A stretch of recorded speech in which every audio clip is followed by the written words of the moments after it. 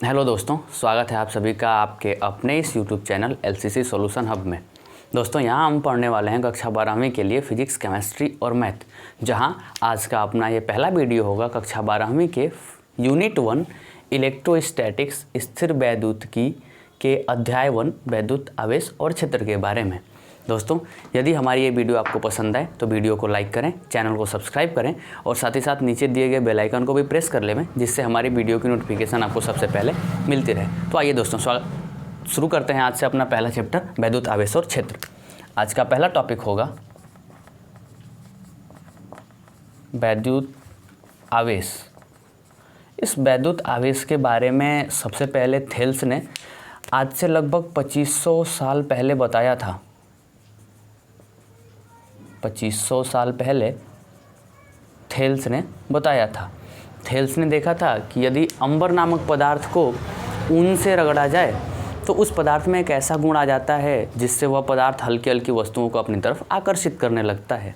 यह प्रयोग आप सबने भी अपने बचपन में किया होगा। याद करिए, जब आप कभी अपने बचपन में कलम को लेकर के ऐसे अपने बालों में रगड़ा करते थे और उस कलम को ले जा करके कागज़ के छोटे छोटे टुकड़ों पर लगाया करते थे, तो वह पेन कागज़ के उन छोटे छोटे टुकड़ों को अपनी तरफ आकर्षित कर लेता था। तो उस पेन के कागज़ के छोटे छोटे टुकड़ों को अपनी तरफ आकर्षित करने का जो गुण होता है, वही गुण कहलाता है वैद्युत आवेश। वैद्युत आवेश किसको कहते हैं? किसी पदार्थ का एक ऐसा गुण जिससे वह हल्की हल्की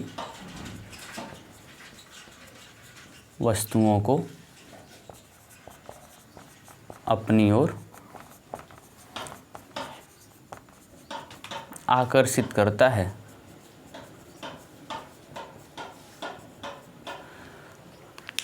सन 1750 में बेंजामिन फ्रैंकलिन ने यह बताया कि आवेश दो प्रकार के होते हैं। सन 1750 में फ्रैंकलिन ने यह बताया कि आवेश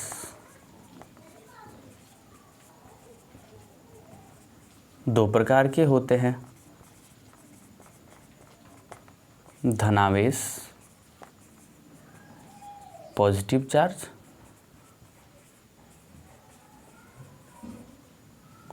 और ऋणावेश नेगेटिव चार्ज।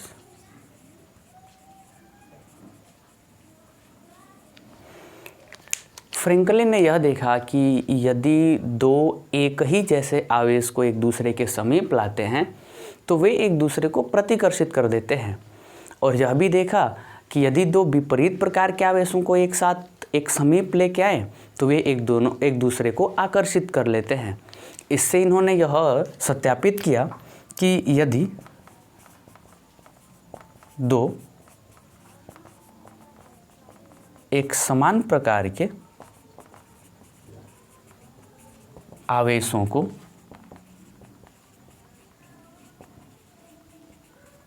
एक दूसरे के समीप लाएं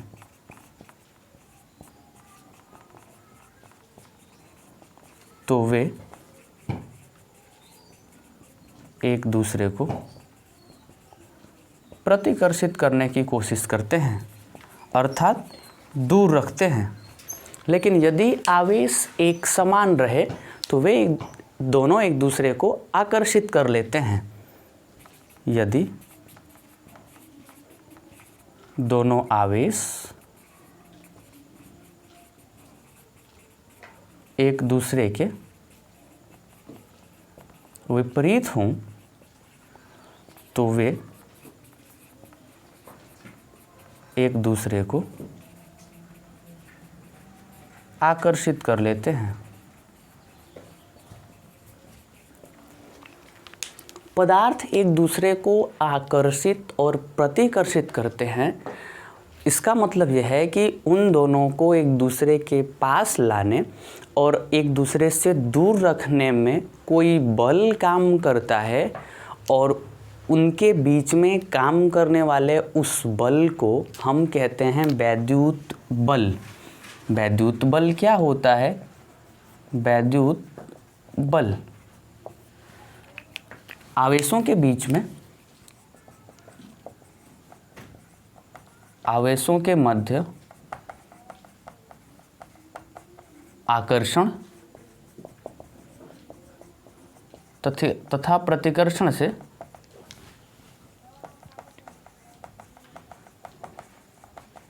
एक बल कार्य करता है, जिसे वैद्युत बल कहते हैं।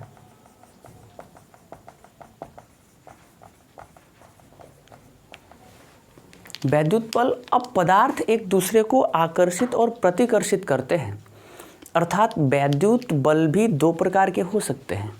पहला, जब पदार्थ एक दूसरे को आकर्षित करें तो उस समय वहाँ कार्य करने वाला वैद्युत बल आकर्षण बल होता है, लेकिन जब पदार्थ एक दूसरे को प्रतिकर्षित करते हैं अर्थात दूर रखने की कोशिश करते हैं तो वहाँ कार्य करने वाला वैद्युत बल प्रतिकर्षण बल होता है।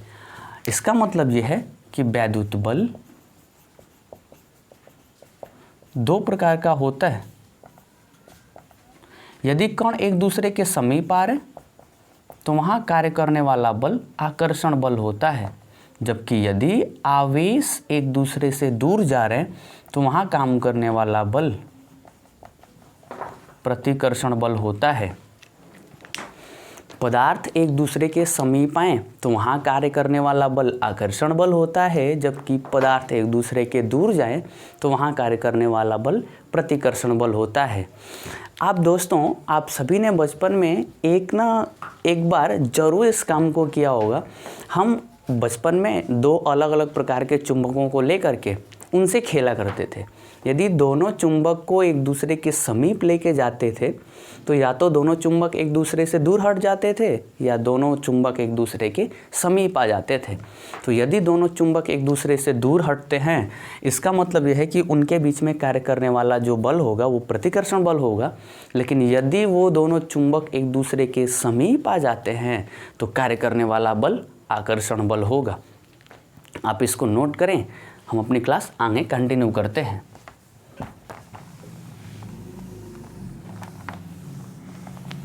आप सभी कमेंट में ये ज़रूर लिखें कि किसने किसने ये बचपन में काम किया है, पेन को अपने बालों में रगड़ करके कागज़ को चिपकाने का और साथ ही साथ दो अलग अलग चुंबक को लेकर के उन्हें एक दूसरे से दूर रखने का और एक दूसरे के समीप लाने का। हमारा अगला टॉपिक होगा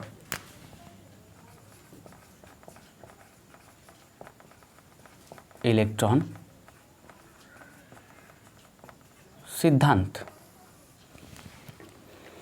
इलेक्ट्रॉन सिद्धांत ये कहता है कि प्रत्येक पदार्थ परमाणुओं से मिलकर बना होता है और प्रत्येक परमाणु कुछ मौलिक कणों जैसे इलेक्ट्रॉन, प्रोटॉन और न्यूट्रॉन से मिलकर बने होते हैं।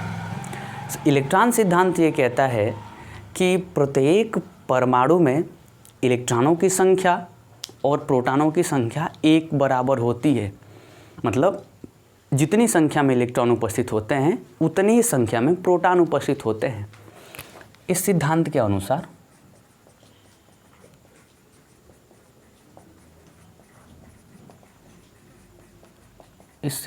अनुसार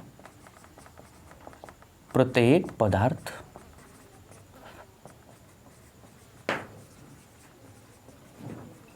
परमाणुओं से मिलकर बना होता है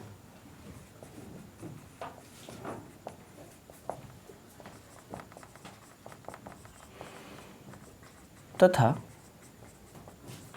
प्रत्येक परमाणु कुछ सूक्ष्म कणों इलेक्ट्रॉन, प्रोटॉन व न्यूट्रॉन से मिलकर बने रहते हैं। यह सिद्धांत कहता है कि प्रत्येक परमाणु में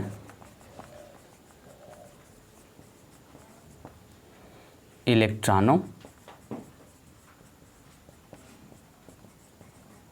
तथा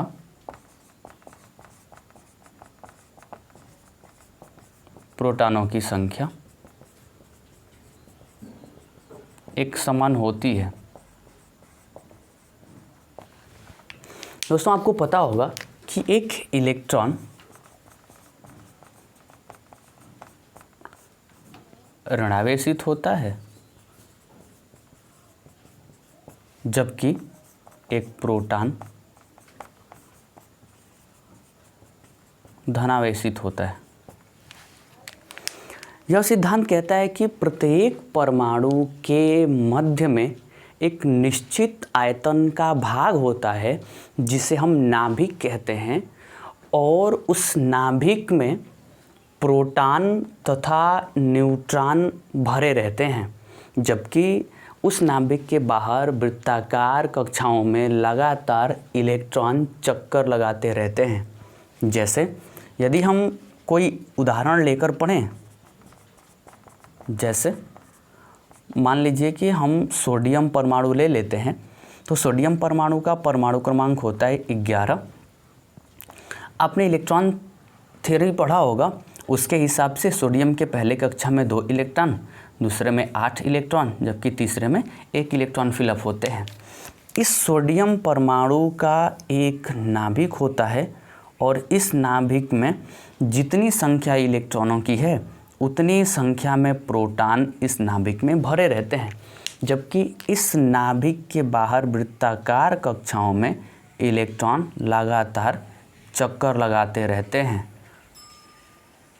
पहली कक्षा में 2 इलेक्ट्रॉन भर जाते हैं, दूसरी कक्षा में 8 इलेक्ट्रॉन,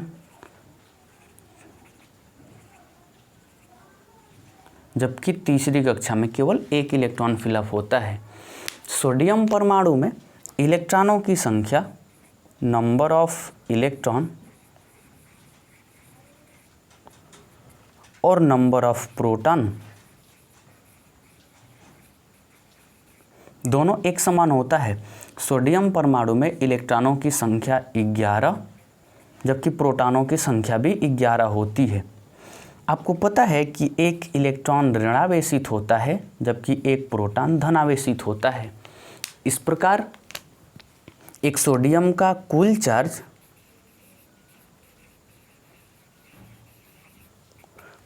कैसे निकालते हैं? नंबर ऑफ इलेक्ट्रॉन और नंबर ऑफ प्रोटॉन दोनों को आपस में ऐड कर दीजिए तो इससे निकल के आता है कुल चार्ज। तो इलेक्ट्रॉनों की संख्या है 11, जबकि इलेक्ट्रॉन ऋणावेशित होते हैं तो हमने ऋणावेशित लगा लिया, और हम निकाल लेते हैं प्रोटॉनों की संख्या +11, तो +11 और -11 हो गए 0, अर्थात एक परमाणु का कुल चार्ज 0 होता है। हम ये कह सकते हैं कि एक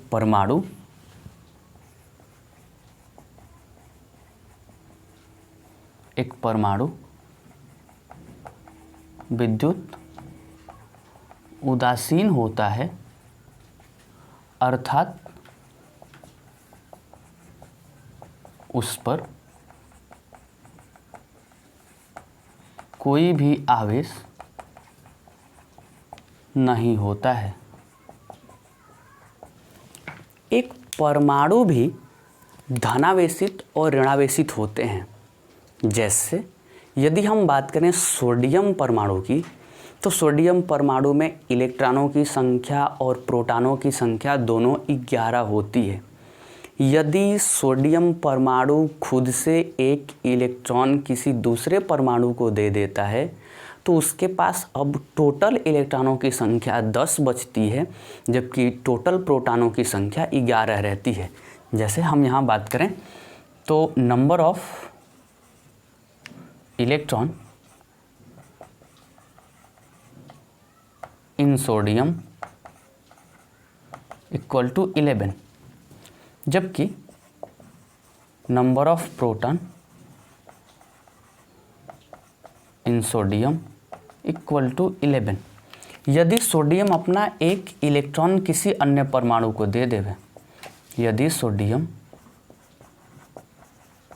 एक इलेक्ट्रॉन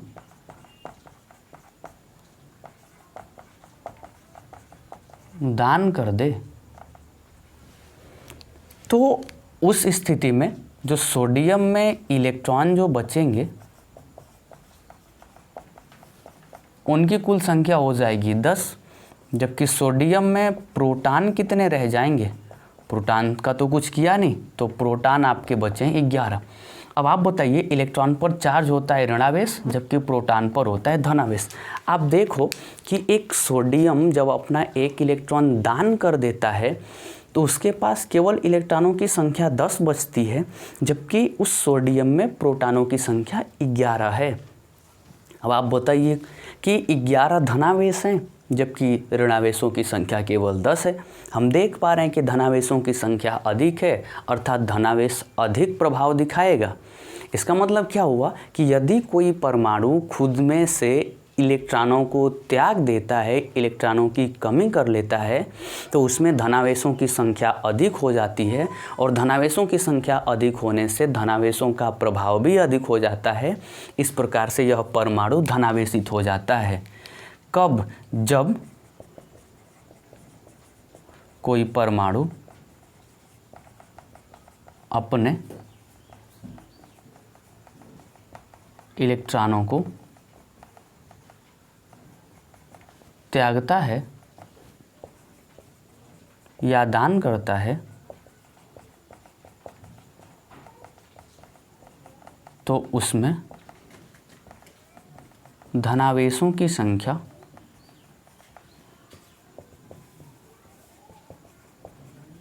बढ़ जाती है।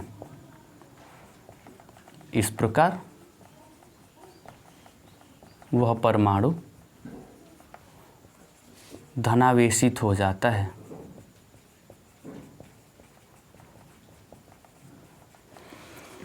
लेकिन यदि किसी परमाणु को एक इलेक्ट्रॉन दे दिया जाए या कोई परमाणु एक इलेक्ट्रॉन ले लेवे, तो उसमें इलेक्ट्रॉनों की संख्या अधिक हो जाती है जबकि प्रोटॉनों की संख्या में कमी आती है, अर्थात धनावेशों की संख्या में कमी आती है और ऋणावेशों की संख्या में बढ़ोतरी होती है।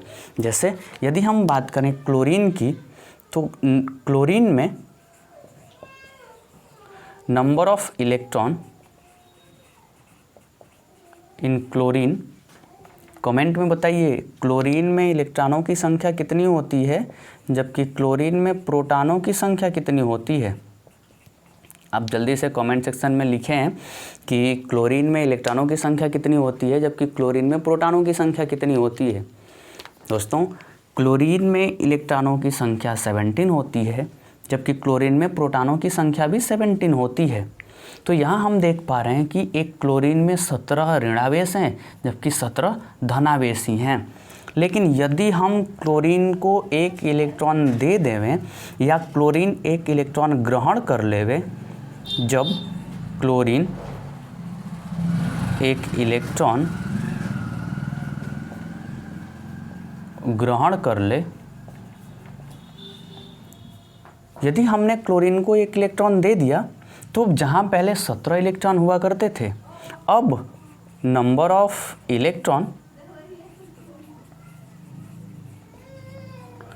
इन क्लोरीन, अब बताइए आप कि यदि पहले 17 इलेक्ट्रॉन हुआ करते हैं, अब एक इलेक्ट्रॉन उस क्लोरीन को दे दिया जाए तो उस क्लोरीन में इलेक्ट्रॉनों की संख्या 17 से बढ़ करके 18 हो जाती है, जबकि उसी क्लोरीन में नंबर ऑफ प्रोटॉन अभी भी 17 ही हैं। इसका मतलब क्या हुआ कि यदि क्लोरीन ने एक इलेक्ट्रॉन रिसीव कर लिया है तो क्लोरीन में इलेक्ट्रॉनों की संख्या बढ़ गई है जबकि धनावेशों की संख्या, पॉजिटिव चार्ज की संख्या में कमी आई है। अब यदि यहाँ से देखा जाए तो ऋणावेशों की संख्या अधिक है, धनावेशों की संख्या कम है, तो अधिक संख्या वाला आवेश ज़्यादा प्रभाव दिखाएगा, अर्थात क्लोरीन कैसा हो जाएगा, ऋणावेश हो जाता है। कब? यदि कोई परमाणु इलेक्ट्रॉन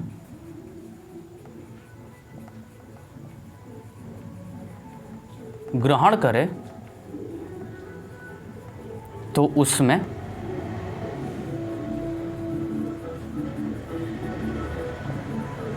ऋणावेशों की संख्या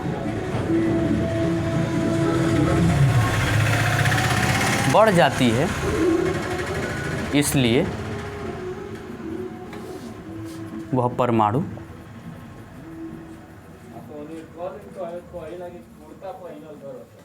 ऋणावेशित हो जाता है।